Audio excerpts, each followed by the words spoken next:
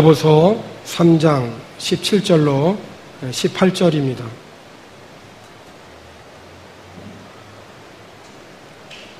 야고보서 3장 17절로 18절 말씀 함께 읽겠습니다. 오직 위로부터 난 지혜는 첫째 성결하고 다음에 화평하고 관용하고 양순하며 긍휼과 선한 열매가 가득하고 편견과 거짓이 없나니 화평하게 하는 자들은 화평으로 심어 의의 열매를 거두느니라. 아멘. 오늘 위로부터 난 지혜라고 하는 제목으로 여러분과 함께 같이 은혜를 나누고자 합니다. 17절 본문에 있는 위로부터라고 하는 말은 하나님으로부터라고 하는 그런 뜻이죠. 지혜는 하나님으로 말미암아서 선과 악을 분별하는 것입니다. 이 지혜가 하나님으로부터 오는 것이기 때문에 시편 111편 10절에 있는 말씀을 보면 여호와를 경외함이 곧 지혜의 근본이다 라고 그렇게 말씀합니다. 인류 역사상에 가장 지혜로웠던 솔로몬이 하나님께 간절히 원했던 것은 하나님의 음성을 듣는 그런 마음을 주셔서 비록 어리지만 주님의 백성을 잘 인도하고 선악을 분별하는 것이었습니다. 그러니까 솔로몬은 어떤 것보다도 이 지혜를 구한 것인데 이 대답을 하나님이 기뻐하셨고 하나님이 얼마나 좋으셨는지 그가 구하지 아니하는 모든 것도 풍성하게 허락해 주셨습니다. 그런데 오늘 본문에 있는 말씀을 보니까 오직 위로부터 난 지혜는 첫째 성결하고 라고 했습니다. 성결은 거룩한 삶입니다. 다른 말로 말하면 구별입니다. 죄와는 함께 할 수 없고 또 죄와는 함께 갈 수 없는 그런 죄와는 구별되어지는 깨끗한 삶을 성결이라 이렇게 말합니다. 그러니까 오늘 본문에 있는 말씀을 풀어서 말씀을 드리면 선과 악이 공존하고 있는 이 세상에서 하나님으로 말미암아 선과 악을 분별하여 살아가는 그런 지혜로운 삶은 거룩한 삶에서부터 시작이 된다라고 하는 말씀입니다.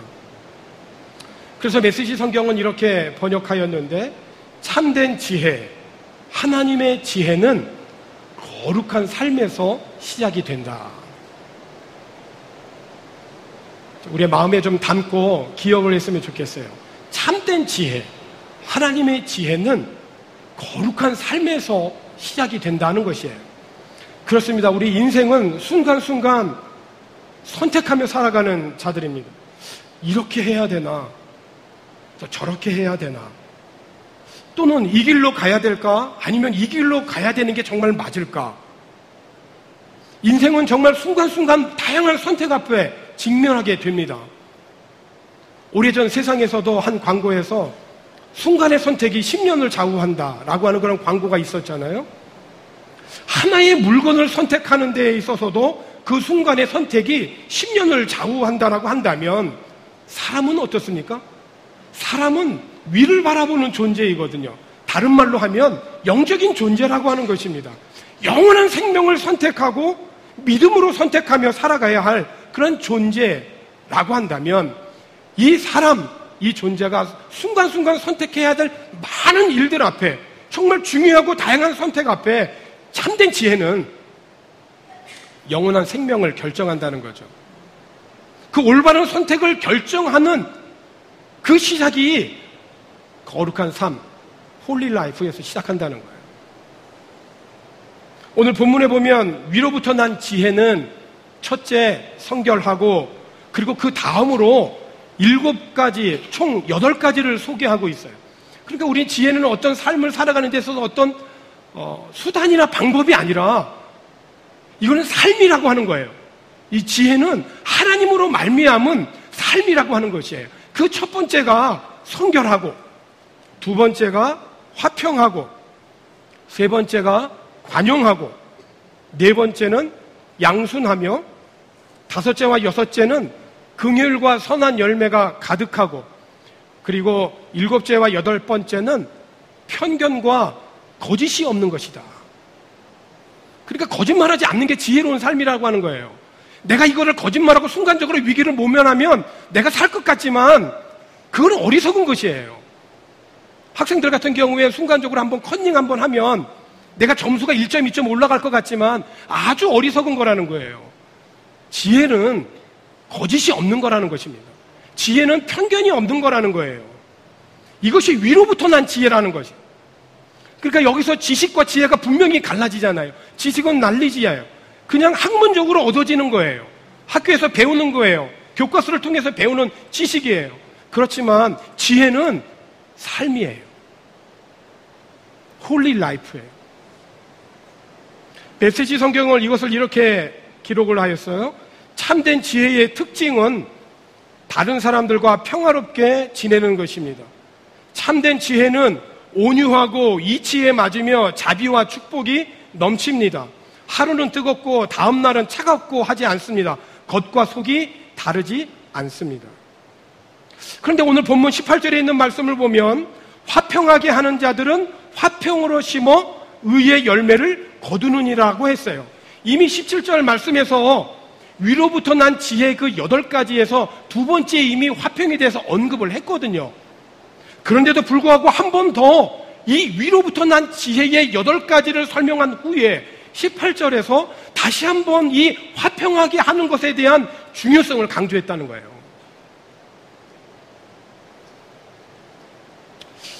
위로부터 난 지혜의 이 특성 가운데 이 화평은 그래서 우리가 더 신앙생활하면서 사모하고 그리고 그렇게 더 살아가야 할 것이에요. 우리들이 하나님과 화목하기 위하여서 십자가에서 화목제물이 되어주신 예수 그리스도로 말미암아 우리들이 하나님과 화평한 사람들이 되었잖아요. 화평한 존재들이 되었다고요. 주님 앞에 감히 나아갈 수 없었던 우리들이었지만 예수 그리스도로 말미암아 우리가 하나님 앞에 담대히 나아갈 수 있는 하나님과 화목한 존재들이 되었다고요. 그 하나님과 화목한 존재의 은혜를 힘입어서 다른 사람들과도 화평하게 지내는 것이 위로부터 난 지혜의 특성 가운데 또 하나의 삶의 모습이라고 하는 것입니다. 그렇습니다. 화평은 다른 사람들과 평화롭게 지내는 것입니다. 나의 형편이 좋을 때만이 아니라 불리할 때도, 어려울 때도 그 다른 사람들과의 화평의 관계가 변함이 없어요. 이스라엘의 역사를 보면 그 블레셋과의 전쟁을 할 때 골리앗이라고 하는 장군이 너무나도 두려워서 그 전쟁에 나간 이스라엘 군인이 왕으로부터 일반 군사에 이르기까지 그 누구도 한 사람도 골리앗 앞에 나가지를 못해요. 그래서 당시 사울왕은 이 골리앗을 무너뜨리는 자에게는 큰 상을 내리겠다라고 약속을 하지만 그 누구도 나가지 못합니다. 왜? 나가면 죽으니까. 그런데 어린 소년 다윗, 이 다윗이 그 골리앗 앞에 나아가더니 이렇게 얘기하는 겁니다. 너는 칼과 단창으로 내게 나아오거니와 나는 만군의 여호와의 이름, 곧 내가 모욕하는 이스라엘 군대의 이름으로 내게 나아간다. 그리고 이렇게 얘기해요. 여호와의 구원하심은 칼과 창에 있지 아니하다. 전쟁은 하나님께 속한 것이다. 라고 하면서 그 골리앗을 넘어뜨리죠. 믿음 없는 사람들에게는 이 골리앗을 볼 때 내가 감당할 수 없는 너무나 큰 존재로 다가왔지만, 너무나 컸지만 믿음 있는 그리고 확실한 구원관에 사로잡혀 있는 이 다윗에게 있어서는 자신이 준비한 이 물맷돌을 던졌을 때 맞히기 쉬운 목표가 큰 표적이었을 뿐이에요. 그런데 골리앗과의 전쟁에서 승리한 이후에 사울왕은 승리를 주신 하나님께 감사하고 예배드리지 못하고 사람들이 다윗을 칭찬하는 그것에 대해서 매우 불쾌하게 여겼다라고 성경을 기록하고 있어요. 심지어 다윗이 자신의 왕위를 탐하는 그러한 편견과 오해를 갖게 됩니다. 여러분, 내가 믿음의 관점으로 바른 이해와 해석을 하지 못하면 이렇게 편견에 사로잡히는 거예요. 오해를 하게 되어지는 것입니다.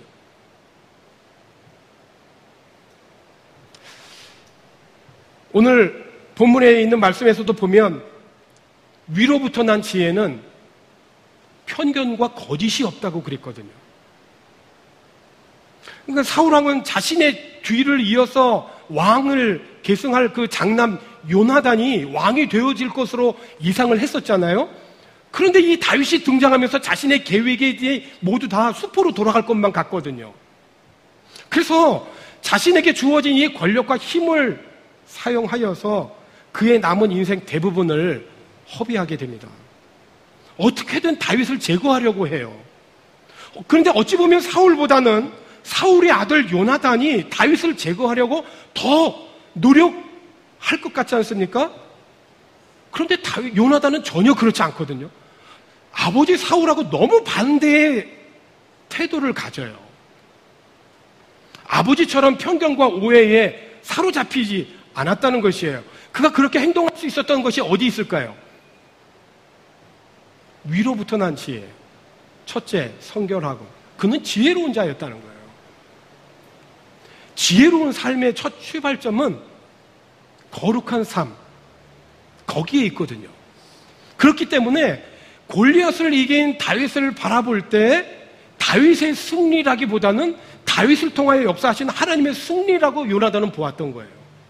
그러니까 사실을 사실대로 보았지만 진실을 더 본 거죠. 어떤 것이 진실이냐, 이 역사의 배후에 이 역사를 주관하시는 분이 누구냐라고 하는 것을 요나단은 보았던 거예요. 이런 신앙이 그에게 있었기 때문에 여호와의 구원은 사람이 많고 적음에 달리지 않았다라고 믿는 그의 믿음이 있었기 때문에 그는 다윗과 통했던 거예요. 다윗도 그런 표현을 신앙 고백을 했지 않습니까? 여호와의 구원하심은 칼과 창에 있지 아니하다. 요나단의 고백도 여호와의 구원은 사람의 많고 적음에 있지 않다. 그래서 그들은 서로를 생명같이 사랑했어요. 사랑하는 성도 여러분, 우리들이 항상 믿음의 눈을 떠서 하나님이 하시는 일들을 바라보십시다. 겉으로만 보이는 그 현상에 내가 해석하고 반응하지 말고 판단하지 말고, 그렇게 되면 편견과 거짓을 하게 되거든요. 진짜를 봐야 되잖아요.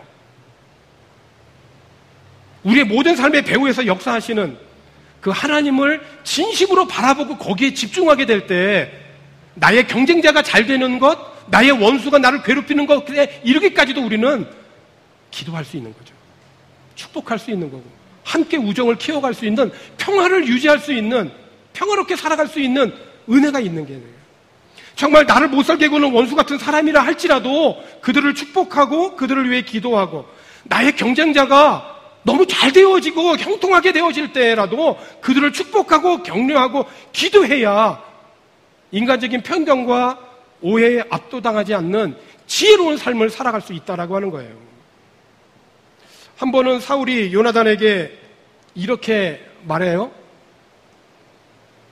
이새의 아들이 다윗이 땅에서 사는 동안은 너와 내 나라가 든든히 서지 못할 것이라고. 그를 지금 끌어와 잡아서 죽이지 않으면 안 된다고. 그는 죽어야 할 자라고 그렇게 고집하죠. 그때 요나단이 대답하잖아요. 다윗이 무슨 잘못을 저질렀기에 아버지께서는 다윗을 죽이려 하십니까? 그러자 사울이 어떻게 하죠? 옆에 있는 단창을 들어가지고요, 자기 아들 요나단을 던져서 죽이려고 그래요. 이미 사울의 마음에는 어둠의 세력이, 사탄이 가득한 거죠. 하나님이 영이 떠난 그이었기 때문에 하나님과는 불통하게 돼버린 거죠. 하나님과 불통하게 되니까 사랑과의 관계에서도 불통하게 되어지는 거예요. 그래서 다른 사람들과 평화롭게 지내는데 실패함으로 말미암아서 그의 인생을 허비하는 삶을 살았던 것입니다. 여러분, 다른 사람들과 평화롭게 지내는데 실패함으로 인생을 허비한 근본적인 원인, 어디 있죠? 참된 지혜. 하나님이 주시는 지혜, 하늘로부터 내려오는 그 지혜는 거룩한 삶에서 시작하는데 이 거룩한 삶에서 실패했기 때문이에요. 이거 회복해야 되는 거거든요. 위로부터 주어지는 지혜가 없었기 때문에 이것이 옳은 건지 그른 건지 선인지 악인지를 분별하는 지혜가 없었고 그런 삶과는 거리가 너무 먼 어리석은 인생을 살았던 것입니다. 결국 다른 사람들과도 평화롭게 지내지 못하게 된 것이죠. 그러나 여러분, 같은 상황, 같은 환경에 처한 요나단을 다시 한번 기억해 보세요. 아버지 사울에 이어서 왕위가 보장되어진 이 요나단이었기 때문에 자신의 앞길, 성공을 가고자 하는 일에 가장 큰 장애물은 저 다윗이었거든요. 왕이면서 아버지인 사울이 다윗을 죽이려 했기 때문에 여기에 뜻을 같이 하면 요나단 역시 다윗을 죽이는 일에 어려움이 없었을 거예요. 그런데 요나단은 그렇게 하지 않았지 않습니까? 왜요? 그는 하나님을 사랑하는 거룩한 삶을 살았던 지혜자였거든요. 다른 말로 표현하면 그에게는 위로부터 난 지혜가 있었기 때문에, 그래서 시기와 질투에 압도당하지 아니하고 다윗을 통해 일하시는 하나님을 보면서 자신이 불리한 상황에서도 다윗과 아름다운 우정을 끝까지 맺을 수 있었던 거예요. 그만의 우정이었습니까? 자녀들에게까지. 그 아름다운 아버지와 또 다윗과의 이 아름다운 우정이 계속 이어져 가잖아요. 사랑하는 성도 여러분, 우리들이 서로 평화롭게 지내고 품위와 예절을 갖춰 서로를 대하려고 노력한다면 우리 각자는 하나님과 바른 관계를 맺고 사는 아주 건강하고 행복하고 튼튼한 교회 공동체를 세우게 될 것이고, 오늘 18절에 있는 말씀대로 선한 그러한 열매, 의의 열매를 거둔다라고 하였어요. 고린도전서 1장 24절에 있는 말씀을 보니까 그리스도는 하나님의 능력이요 하나님의 지혜니라. 그리스도가 하나님의 지혜라는 거예요. 그래서 사도 바울도 옥중에서 낙심하거나 원망하거나 불평하거나 그러지 아니하고 오히려 하나님이 이 가운데서 하실 일을 기대하면서 빌립보 교회 성도들에게 권면하였지 않습니까? 항상 기뻐하라고. 빌립보서 2장 5절에 있는 말씀에서 너희 안에 이 마음을 품으라 곧 그리스도 예수의 마음이니, 그리스도 예수의 마음 곧 지혜로 살아라라고 그렇게 권면하지 않습니까? 그렇습니다. 우리 교회 모든 성도들이 그리스도 예수의 마음을 품어서 위로부터 난 지혜의 삶을 풍성하게 누리는 건강한 행복한 성도들이 되어지기를 권합니다. 미시간주의 그 배틀 크리크라고 하는 곳에 켈록 요양소라고 하는 요양소가 있습니다. 이 요양소 안에 이제 여러 의사들도 같이 근무를 하는데, 거기에 여자 의사인 가이셀 박사라는 분이 그 요양소에서 근무하면서 이런 경험을 하여서 글로 남겼는데, 그 자신들이 그 사역하고 있는 그 요양소에 정말 예쁜 강아지 한 마리가 들어갔다는 거예요. 그래서 그 강아지 한 마리를 모든 직원들이 얼마나 사랑하고 예뻐했는지, 그래서 그 강아지가 그 사랑을 받고 정말 그 직원들의 친절과 사랑을 보여주면 정말 어찌나 좋아하는지 하나님이 특별히 강아지에게는 꼬리를 주셨잖아요. 그러니까 이 꼬리를 가지고 흔들면 꼬리만 흔드는 게 아니라 얼마나 좋은지 몸뚱아리를 흔들면서 정말 좋아했다는 거예요. 그러니까 이렇게 모든 사람들의 사랑을 받으면서 행복하게 지냈는데, 이 요양소에 있는 의사들이 하루는 그 강아지를 수술실로 데리고 가서 그 강아지의 마취 주사를 준 후에 그 뒷다리의 한 부분을 간단하게 이제 절개 수술을 하고 뼈의 골수를 검사해 보았더니 골수가 적혈구로 차 있는데 아주 건강한 핑크색이었다는 거예요. 정말 건강한. 그 의사들은 그 수술 부분을 잘 이렇게 싸매어서 치료해 주고, 그리고 그 상처가 하루 이틀 만에 아주 깨끗하게 금방 나았다고 그래요.